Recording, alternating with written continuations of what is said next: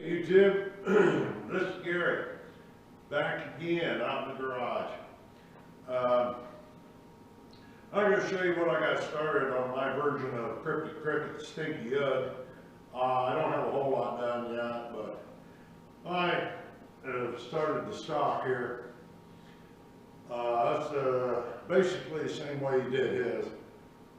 3/4 inch red oak with a piece put on sideways on top so you got more room to work. Then I'm going to cut a groove. You can see it right there where I got it marked. I'm going to attempt to cut a groove down the length of that for the 1.25" pipe to set in. 1.25" pipe normally measures about 1 5/16 inches, but that's what I'm going to try to do. I don't actually have this glued up yet. I'll show you what I did. Like on the grip, I was worried about getting it aligned when I glued it on there. So I went ahead and drilled it for 3/16 dowel pins. And boy, that works good. You put it on there, it's straight, it's flat, you know, it's right in the center of your other piece here.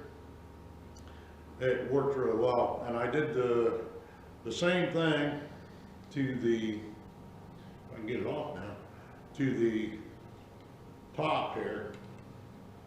It has 2 alignment pins in it and corresponding holes in this piece, of course. But I think that'll make gluing it up a lot easier. I just had visions of that thing sliding all over the place when I was trying to clamp it up. But with the pins in it, it won't be an issue. And it fits together really well. So anyway, this is what we got so far. I'm going to go ahead and cut you off now. And the next time you see this, it'll be glued up and have a series of screws to reinforce the glue joint.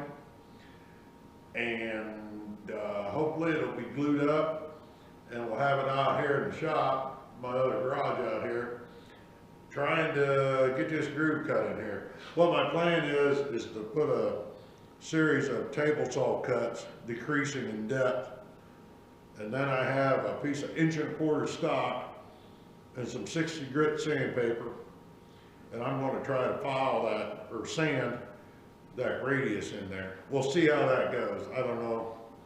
I think it'll work, but we'll see. So, all right, I'm going to go ahead and cut you off. And like I said, next time I cut you back on, it'll probably be tomorrow or the next day. And hopefully I got some progress made. So, all right. Hey YouTube, Gary's back. Where we left off, I didn't have this glued up yet. It's all glued together now. And I put a series of 6 screws in the top here that hold the, whoop, didn't have you in the frame. 6 screws in the top here that hold the top piece of the lower, you know, plus the glue. Then this one right there has a screw down in there. You can't see it, but it's down there. And it goes down into the grip about, oh, I'd say 3 inches. I'm doing lousy camera work here, but that's all right. It's all for fun. Then here is, right here, the pipe for my receiver. Get her up there where she's supposed to be. And it's going to sit in that groove in the top. And it's going to have, I'm going to put 2 bolts in mine and probably a strap around the end plus some adhesive. So it'll be good and solid. But anyway, I'm coming along here. I didn't have the proper size cutter to finish this groove in the top here for the receiver pipe to set in. So what I did, come around the end here, I had an inch end mill there at work, a ball nose end mill. Then I ran down through there and roughed it in. This stuff is really hard. You can see where it burnt on my cutoff saw, but that's going to be covered anyway. But anyway, what I'm doing, I've got a piece of 1.25 inch stock here. This receiver pipe actually is 1 5/16 inches. Oops, don't go on the floor. Is 1 5/16 inches. But if you wrap sandpaper around this piece of 1.25 inch stock, it comes out just about 1 5/16 inches. So what I started doing is wrap sandpaper around it and sand that groove and get it out to the right size. Put the receiver pipe in. You can see, where are we at? Right here. I got about, not focusing very well, I got about 1/16 of an inch under there to go. But we'll get it, there's no doubt.